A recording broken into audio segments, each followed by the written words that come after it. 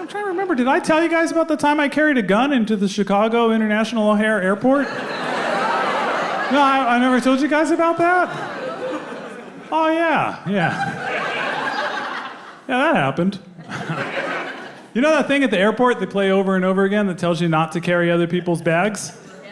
Oh, they mean it. Yeah, that's for real. I was working for Spike and Mike's Animation Festival, and we were late getting out of the show in Chicago. And my boss was Mike, not Mike of Spike and Mike, but a guy named Mike. Let's say Mike Sharp. That's not actually his name, but I'm trying to protect him. It's almost his name, because I'm not trying to protect him that much. So Mike Sharp says, Keith, we're late. I'm going to return the rental cars. You grab both of our bags and run for the gate. I said, sure thing. And I ran and I threw his bag on the thing and it went through the x-ray. And the lady said, there appears to be a gun in your bag. And I said, oh, we're entertainers. I'm sure it's a prop. Why don't you just open it up? I think there's a plastic alligator in there too. You know, it's all fake. She goes, it looks pretty real.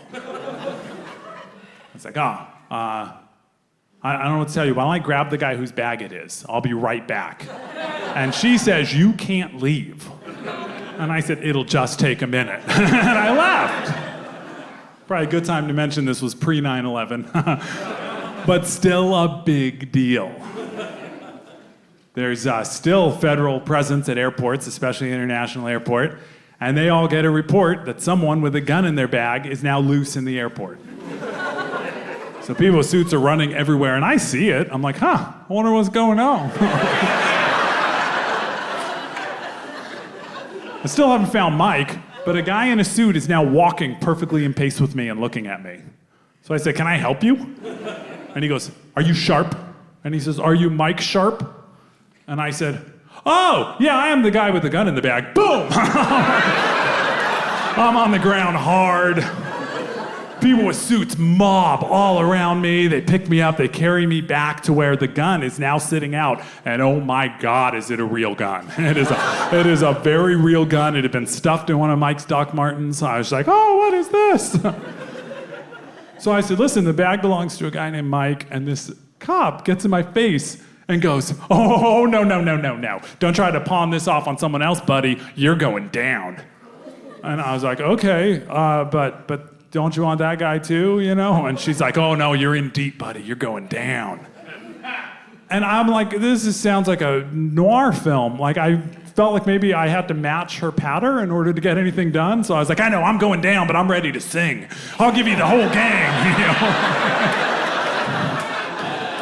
Finally, another cop comes and interrupts this little play we were putting on. What's the guy's name? And I tell him Mike's name and what Mike looks like. And next thing you know, I see them bringing Mike over in handcuffs, and he's mouthing the words over and over again, I'm so sorry.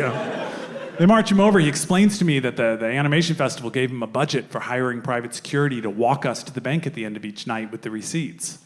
And he realized he could put that money in his pocket if he carried his gun and just walked himself to the bank every night with the receipts. I've never had a lawyer.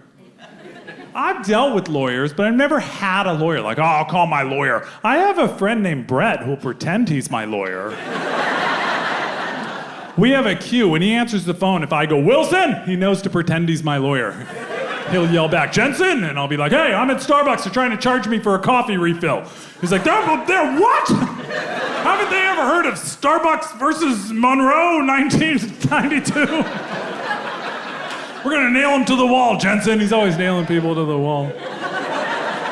I'll give you his number if you want a fake lawyer. I thought that'd be cool to have a real lawyer. Mike used his one phone call to call his lawyer. He said, my lawyer's sure that he'll get us out of here in no time. I called my parents. What's funny is they were gonna let me go once they had Mike, but then they ran my record. And then they asked me, are you a member of a gang? And I'm like, are they thinking about Paul? Like, not that I know of.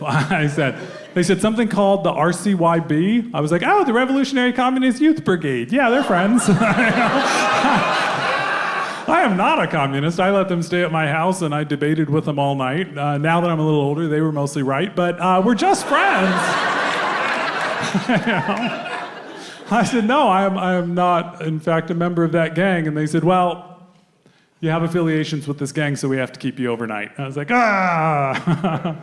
They're not allowed to list you as a communist anymore. So they just list you as a member of a gang called the Communists. There's always a way around everything.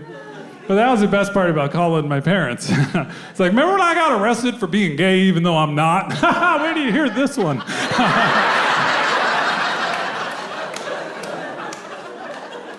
My favorite part of being in jail is always when someone says to you, what are you in for? It just feels so Hollywood, doesn't it? What are you in for? What they got you for? You know? I like asking it. I like being asked it.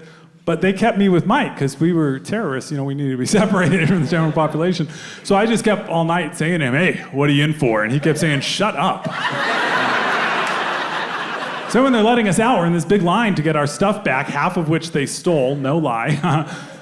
And I got this guy in front of me, and he's waiting to get his stuff back. I tap him on the shoulder. I say, hey, what are you in for? I got to ask my question. He turns around and he says, driving taxi without license. I was like, oh man, they arrest you for that? He says, many, many times. Driving taxi without license. I was like, oh, okay. I brought a gun into the airport, you know, and I'm waiting for him to be shocked, you know, whoa, like impressed, you know. And he goes, you need to get back to airport? And I was all, yeah. He says, my taxi is outside. And that is, swear to God, how we got back to the airport.